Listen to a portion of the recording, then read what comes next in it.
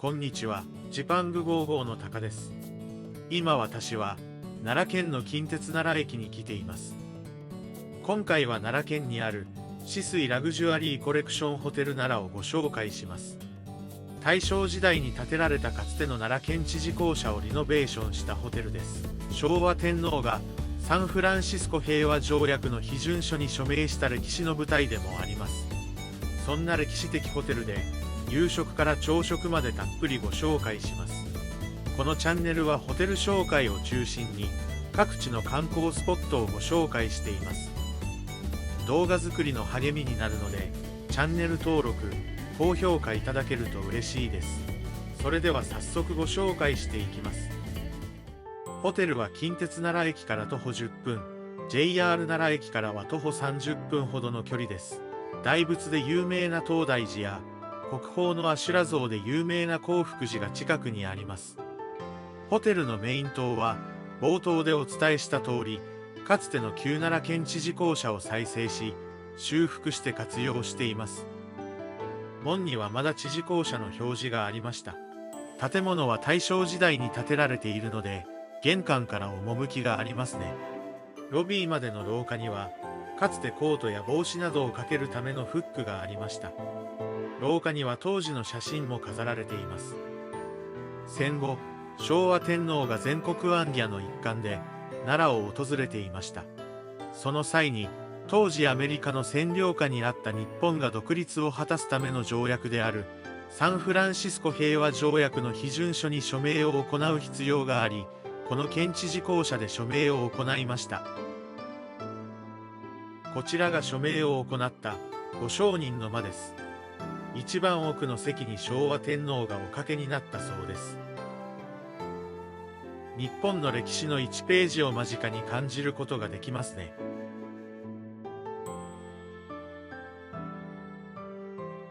ご承認の間の隣にロビーとして活用している部屋があります。中も歴史を感じる趣のある部屋ですね。ウェルカムティーは奈良県の伝統的な特産品である大和茶をベースにしたブレンドティーです。砂糖などを使用しなくても程よい甘さがあり、かなり美味しかったです。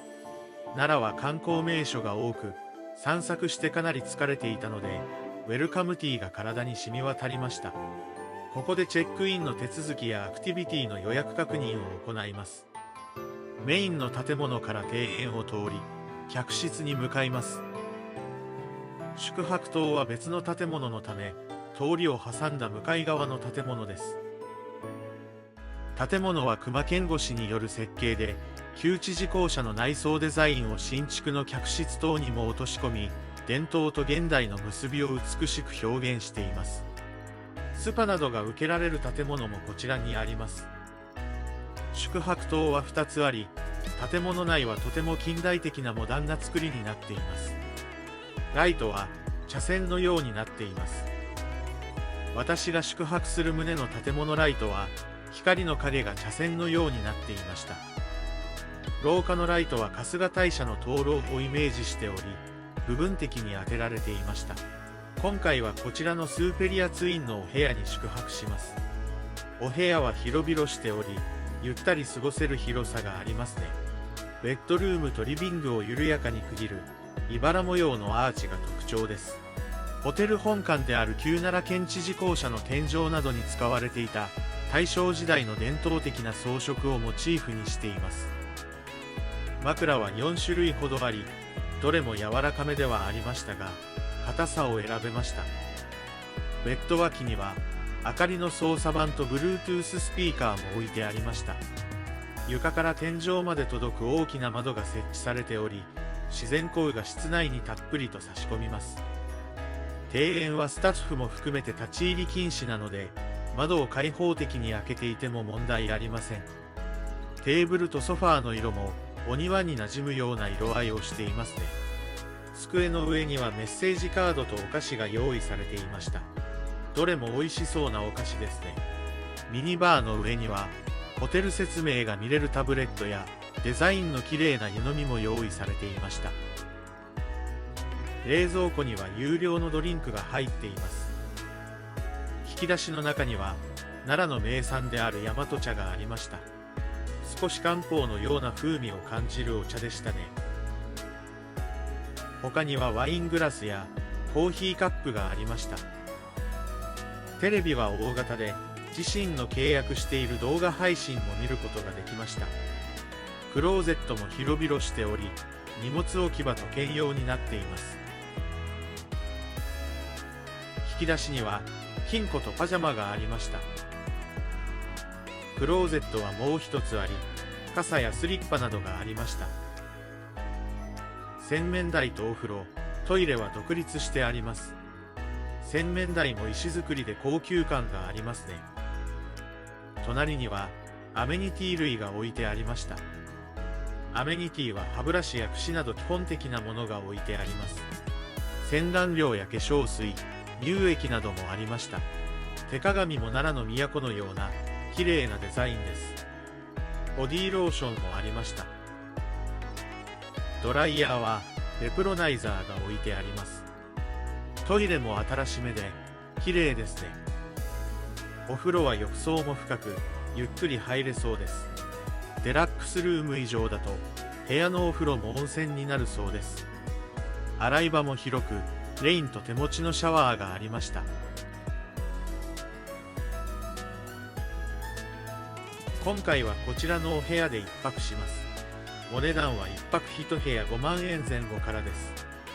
伝統的なお部屋でゆっくり過ごせるので、意外にリーズナブルかもしれませんね。曜日は決まっていますが、無料のアクティビティも用意されています。館内ツアーや墨すり体験などがあります。人数に制限があるので、早めの予約をおすすめします。私は館内アートツアーに参加しようとしましたが、曜日が合わず参加できませんでした。そういった経緯があったため、部屋まで案内してくれたスタッフの方が簡単に館内を説明してくれました。配慮していただけるのも嬉しいですね。館内はこういった感じに分かれており、メインの建物と宿泊棟が分かれています。明日の墨すり体験は吉木園で行います。治水奈良にはラウンジがない代わりにシャンパンが飲めるサービスがあります。17時から19時の間に訪れるとシャンパンを好きなだけ飲むことができます。それでは早速シャンパンサービスのガーデンディライトに向かいたいと思います。会場の作業ゼゼの建物は1804年に建築された旧興福寺の寺院世尊院の客殿を修復改装したものです。メイン棟よりも古い建物なので驚きですね。中には松や鶴などの絵も描かれており、趣を感じます。会場は思ったよりコンパクトでしたが、席数はそれなりにあったと思います。座席の色も緑基調で、建物にもマッチしていました。ドリンクはシャンパンかノンアルコールの萌えを提供してくれます。おつまみは五徳せんべいという、奈良県や福井で伝統的に作られている五徳味噌を使ったおせんべいと、トリュフ風味のチーズケーキをいただきました。17時の始まりの時間帯は結構混雑していましたね。利用者が多いので、雰囲気は少しガヤガヤしている感じでした。ラストオーダー付近は空いてくるので、ゆっくり過ごしたい方はそちらの時間帯が良いかもしれません。スタッフの方の接客はとても丁寧で、グラスが開くとすぐにおかわりのドリンクを注いでくれました。案内も丁寧だったので、とても好感を持ちながら過ごすことができました。それではホテル内にある水曜というレストランで夕飯をいただきたいと思います。今回はトキカというコースを注文しました。席はお庭を望める窓際でした。最初に用意されていたお皿も刺繍が中に施されています。裏面も綺麗な刺繍で目から楽しませてくれる器ですね。コースの最初は大和茶香る茶がゆと漬物です。茶がゆは奈良の名物なので食べられるのは嬉しいですね。大和茶が少し独特な味わいですが、全体的にはすっきりした味わいでした。あんまり味が濃くないので物足りなさも感じるかもしれませんね。続いて8寸です。お米を揚げた上にキャビアとわさびが乗った串、松風の上にフォアグラが乗ったもの、そら豆の天ぷら、春キャベツのシュークルートです。他にはいちごとタピオカのゼリー、アスパラガスのバターとキノコのパビオットです。アスパラはバターが染みていて美味しかったですね。お寿司のようなお米を揚げてキャビアを乗せているので、贅沢な一品です。一口サイズなのがもったいないくらいでした。フォアグラの背の松風も味がとても合っていて美味しかったですね。一口サイズでは足りないくらい、もっと食べたいと思えるお味でした。続いて、待ちわびたタイという料理です。名前が面白いですね。タイの出汁を使ったおつゆと、吉野くずを使ったごま豆腐です。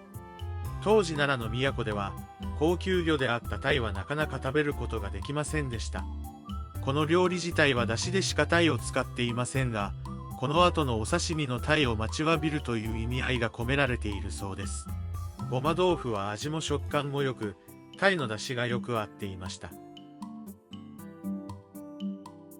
続いてマグロ、タイ、昆布の素揚げなどのお刺身です。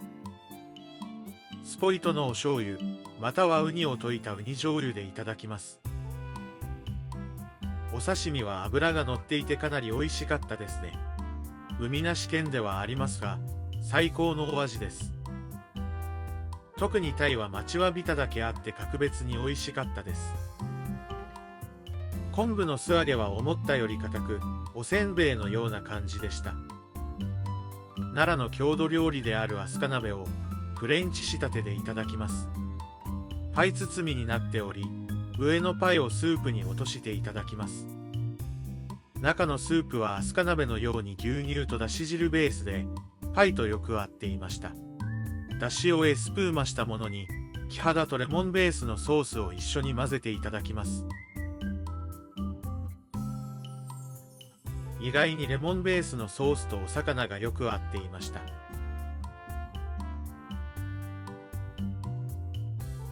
エスプーマはあんまり味を感じなかったので、ふわふわの食感を楽しむ感じです。メインのお肉前のお口直しです。日本酒、春鹿という奈良の名酒を使用したシャーベットがマスの中にあり、白板昆布を挟んで、上に枝豆が置いてあります。タブレットの映像を流して、お皿代わりに使っているのもすごいですね。シャーベットがほんのり日本酒ベースで、さっぱりしていました。メインは、大和牛のローストです。桜餅を使ったせいろ蒸し、じゃがいもを使ったパルマティエなどが付け合わせとしてありました。お肉は肉厚で、脂が乗っていて、かなり美味しかったです。醤油麹のソースともよく合っていましたね。桜餅を使ったせいろ蒸しも美味しく、お肉ともよく合っていました。一緒にコンソメスープもついていたのですが、お好みでウイスキーを数滴垂らしていただくこともできます。香りが良くなりますが、一気にお酒の風味が強くなりましたね。締めは全粒粉のそうめんです。スペインのバンダルシアのオリーブオイルで麺に味がついているので、そのままでもいけますし、桜エビの入った漬け汁につけてもいただけます。味変として粉チーズと柚子胡椒がついていました。このオリーブオイルと麺が合っており、これだけでも十分美味しかったです。ソースは洋風な感じで、パスタみたいな食感になりました。味を変えながら楽しめるのがいいですね。接客はとても丁寧で、料理の説明を受けながら簡単な会話もしてくれました。口コミでは味に賛否がありましたが、私は全体的に美味しかったと思います。ただコースの値段が2万円ほどとお高めなので、値段と比較すると賛否が分かれるかもしれませんね。私は宿泊施設からすぐに利用できますし、建物の雰囲気やスタッフの方の接客も丁寧だったので、利用してよかったと思います。最後はアイスクリームとイチゴのコンポートです。アイスが下にあるフルーツとあってさっぱりした味わいでした。一緒にコーヒーもいただけました。それでは部屋に戻りたいと思います。部屋に戻ろうとすると、施設内に鹿がいました。奈良公園の鹿がこんなところにまで来るんですね。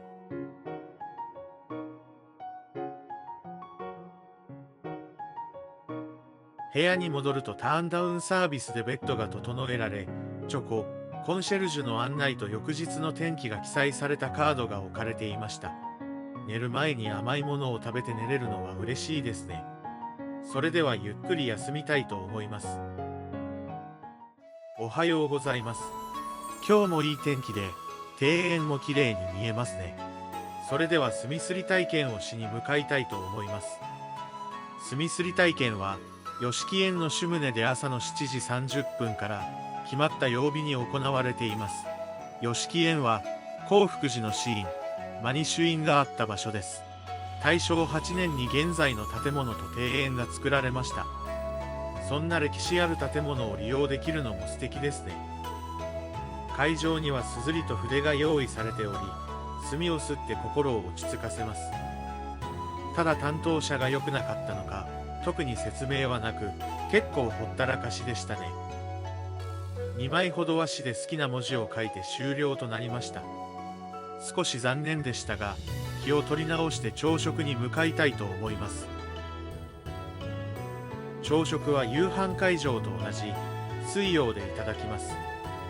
食事は午前で、おひたし、卵焼き、大和こんにゃくのごま和え、奈良漬け、おぼろ豆腐の抱き合わせ、季節のコンポート、スムージーです。他にも茶がゆ、ひょうたんのしば漬け、お味噌汁をいただけます。私は茶がゆを選びましたが、白米なども選ぶことができます。ご飯やお味噌汁はおかわりが可能でした。奈良の名物を朝からいただけるのは嬉しいですね。種類がそんなに多くなかったので、お腹を満たせるかなと思いましたが、意外に問題なかったです。ビュッフェもいいですが、これぐらいの量でもちょうど良かったです。漬物以外は、全体的にさっぱりした味わいのものが多かったですね。それでは今回の酒々井ラグジュアリーコレクションホテルならいかがだったでしょうか。伝統と充実したサービスを提供したホテルでしたね。奈良に宿泊した際はぜひ宿泊を検討してみてください。今回の動画が少しでも皆さんの旅行に役立てられたら嬉しいです。動画作りの励みになるのでチャンネル登録、高評価、スーパーサンクスをお願いします。最後までご視聴いただきありがとうございました。それではまた次回動画でお会いしましょう。さようなら。